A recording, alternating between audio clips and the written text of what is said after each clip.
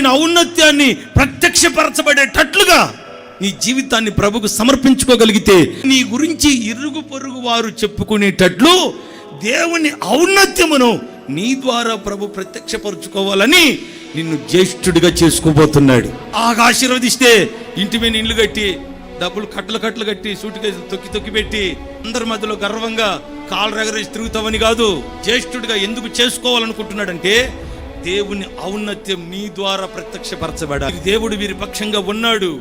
ఒకప్పుడు వీరి స్థితి వేరు.